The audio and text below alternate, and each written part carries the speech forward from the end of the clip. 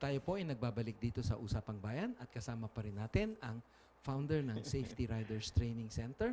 So pinag-uusapan ho natin, Arnel, kanina na yung mga licensing requirements for a motorcycle classification. No? Even cars.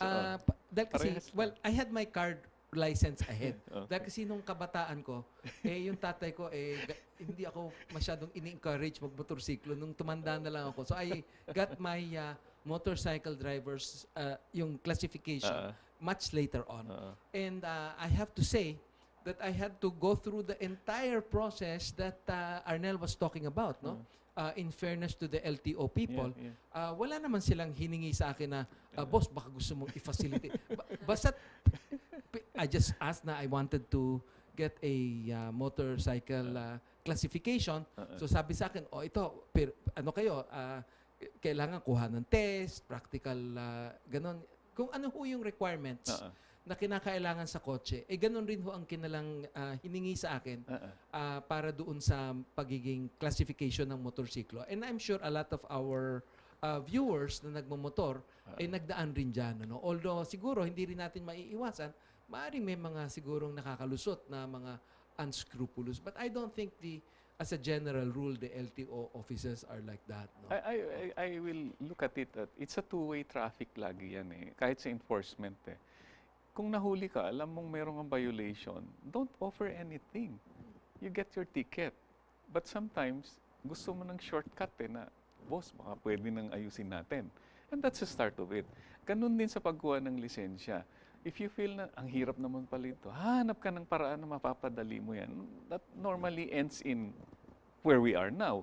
Pero tama yung sinasabi nyo, dahil kasi kuminsan, mapapansin mo, pagka napakahaba ng pila, maghahanap ka ng panahon. Dahil kasi buong araw wala ka sa opisina.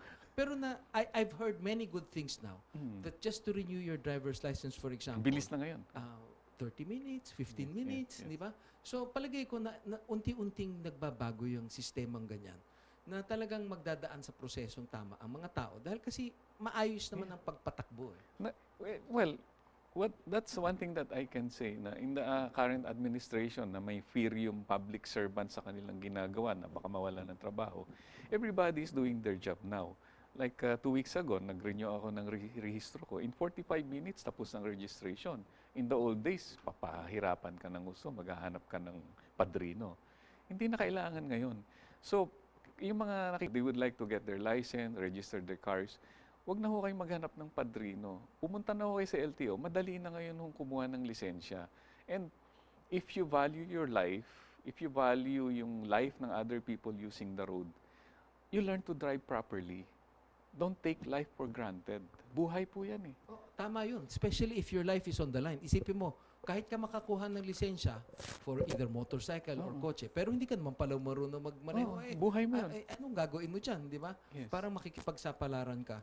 Hindi lang sa buhay ng ibang tao, kung hindi sa sarili mong buhay, at siyempre ka, kung kasama mo pamilya mo, pati pamilya mo, apektado. Yes.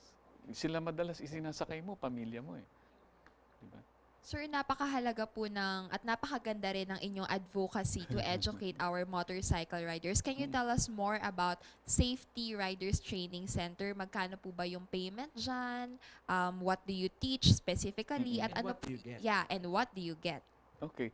Doon sa training center, when I put up the center, wala kasing nagtuturo ng motorcycle riders kasi wala, hindi magandang negosyo sa mga driving school. Most of the driving schools cater to cars and SUVs. So, tinayo ko yan. So, this is the second motorcycle training center. The first is in Bikutan, yung tinayo ko doon. Wala na ako doon, so I put up my own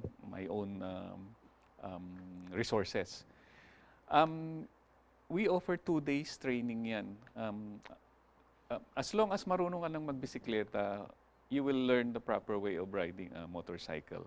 Kung hindi ka marunong magbisikleta, kasi kulang yung 1 linggo just to learn how to ride. Magbisikleta ka muna. Oo, bisikleta ka muna. In 2 days, kaya ka namin turuan. The reason kinompress namin ng 2 days, kasi alam naman natin gumagamit ng motorsiklo. Mga arawan ng kita niyan eh.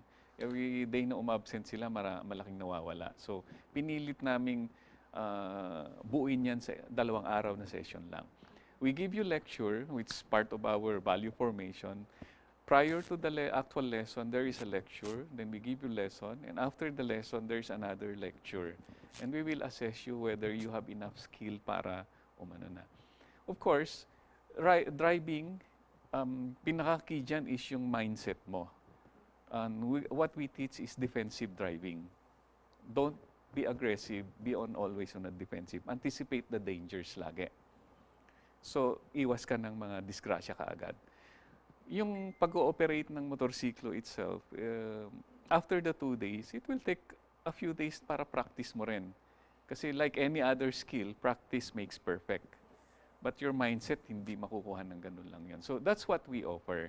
And makukontak ko kami, may Facebook ho tayo sa Safety Ryders. Yung safety ho natin, iba yung spelling. Safe at saka T, and Ryders with Y. May Facebook ho tayo. And, Ayan ho, nasa ating screen ngayon. Makikita niyo yung, ay, natanggal yung Safety Riders. Pakibalik nga yung Safety Riders. Anyway, nasa Facebook ho tayo at email lang ho kayo, safetyryders@gmail.com para mag-respond kami sa inquiries. Magkano ho ba inaabot yung training? Ang ano namin is 750 yung 2 days training. Rich, ako na mag-sponsor sa iyo para maturuan ka. Actually, I don't even know how to ride a bicycle, Sir George. we're doing this at cost. Hindi ho kami kumikita. It's talagang advocacy ho ito. We take pride and we're happy to see if we save one life. Parang one rider at a time ang tingin ko dyan. Ilan ho ba ang nagpapa-enroll sa inyo ngayon? Napansin niyo ba kung tumadami ang mga taong interesado? Maraming interesado. Lately, hindi namin tinutuloy yung private lesson kasi yung motorcycles na ginagamit namin nagkasira-sira na eh. We need to invest on new bikes. So lately, nag-focus kami ngayon mga request for training mga corporate riders. Napansin din namin, a lot of companies now, they also offer motorcycle plans, motorcycle loan, which is cheaper than car loan. But it gets their employees on time sa trabaho. So sila ngayon nag-a-arrange ng training para sa mga employees nila. So naging busy kami for the past 2 months, 3 months dyan. Actually, yung sinabi niyo wala na kasi kayong o nagkakasira yung mga motorsiklo nyo, maybe we can appeal to the motorcycle Manufacturers Association na baka meron kayong pwedeng itulong sa ating safety riders na makapag-contribute kayo ng mga, yung simpleng motorcycles lang. Ano ba normally ginagamit? Yung mga underbone? Underbone lang na yan. mga 100, 110, 100cc, sometimes even below 100, pwede na yan eh. But yung mga semi-automatic and manual transmission, ang pinapagamit natin. When you say semi-automatic, ano ibig? Clutchless, yung gano'n? Clutchless yun, Okay. pero may Gear siya, ka pa rin. may gear siya. Except na wala ka nang kakambyohin. Wala nang clutch. So parang na siyang scooter rin. Parang in between a scooter. yung scooter talagang wala na talaga. You just operate the motorcycle. Well, sana yung mga manufacturers would like to come in and help us. We will welcome it. Because my observation is, yung ginagamit namin training, pag nag-aaral yung isang estudyante at yun ang natutunan niya, there's a tendency na yun ang hanapin niya sa tindahan. Yun ang napagkasanayan niya, di ba? Saan nabibili to, sir? Ganyan. Okay to ah. Ano ho ba ang price range ng mga typical motorcycles ngayon? Alam mo, karamihan ng motorcycle buyers, hindi tinitignan yung SRPs eh. You look yung at the monthly monthly nila. eh. Kasi ngayon, ang mga motorcycle, we have big motorcycle dealers in the Philippines, with yung isa yata dyan, 400 outlets, yung isa 200 outlets all over. They're selling hundreds of thousands. Normally, mga 5,000 down payment, and then you have 1,500 na monthly, meron ka ng motorsiklo eh. So imagine mo, if you're riding FX or the UV Express and you're spending 100 pesos per day, yung 26 days mo, 2,600 na. Eh, may panghulog ka na ng motorsiklo, may panggas ka na, at sa'yo pa yung sasakyan. Nauuwi mo pa, sir, no? Uwi mo pa yan, meron ka pang Sunday. Do you have any other proposal, sir, for the government when it comes to our road safety here in the Philippines? Well, ang daming mga proposals sa mga road safety advocates na pinupuntahan ko. But when it comes to the government side, ang may very strong personal request in yung enforcement.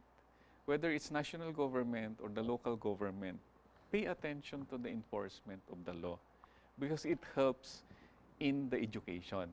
Because if there is enforcement, the users will force themselves to educate themselves para hindi sila ignorante sa law. And that helps a lot in the saving lives. I have my last question, sir, for Okay. you. What should each driver or motorcycle rider be?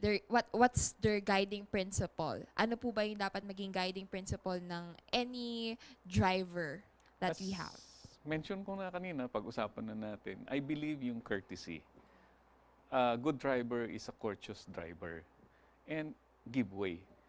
You know, giving way will cost you probably 2 to 3 seconds. Not giving way will maybe cost your life. Actually, tama ho yan. At as a motorcycle rider myself, I've seen the level of interest of our mga kababayan, ano, na nung nagkaroon ng motorcycle show doon sa World Trade, no? Yes, yes. Naku, halos ang pila masasabi natin umiikot doon sa building, no? At makikita rin Hanggang natin Rojas Boulevard. na napansin ko rin na tama yung sinabi nyo kanina na yung motorcycle tourism, no? Because the last time I took a long ride was the North Loop na Yes, yes. ang ginamit namin yung Holy Week, no? Oh, 150 cc's. Yung ginamit ko yung Vespa ko lang. So, nakaabot naman ng 1,200 kilometers. At saka napansin ko po na even among the riding groups, no, may mga courtesies. Nagsesenyasan sila, nagbibigayan, nagha-hand sign na, you know, to let you Nagtutulungan pa through. yan if you need Nagtutulungan help. talaga. And I have to say also that even in the case na, you know, let's say I fell over, talagang may humihinto at may tumutulong. Yes. At nagpapasalamat ako sa ating mga kababayan at saka motorcycle riders na ganun nga ang kanilang attitude, no, na sinasabi mong road courtesy. We only have about a minute left, Arnel. Okay. Meron ka bang gustong mensahe ibigay sa ating mga kababayan about anything that you want about your advocacy? Well, sana ho, everybody na nakikinig sa atin should join us in the advocacy of road safety. According to the data gathered by the MMDA and the DOTC, every 10 minutes po may namamatay ho sa atin. So in 1 hour, there are 6 deaths involving road crashes. Ganyan na ho kalala ang nangyayari sa atin. And if each one of us, hindi ho pwedeng 10% of the population are safe and the 90% are not. Kailangan ho 100% safe ho lahat tayo because one bad driver on the road will cause the other 99 to suffer. Kailangan lahat ho tayo nasa kalye. Road users ho, ano? Pedestrian ka man, naglalakad ka man, nagkakariton ka man, bisikleta, motorsiklo, kotse, truck, or whatever, as long as you are on the road, let's be responsible road users and observe safety. At yan po ang isang makabuluhang diskusyon kasama si Safety Riders Training Center founder, Mr. Arnel Doria. Maaari nyo po kaming i-follow at i-like sa aming Facebook page, Usapang Bayan. Ako po si Rach Marquez. At ako po si George Chua. Samahan niyo po kami sa mga susunod nating episodes dito sa Usapang Bayan.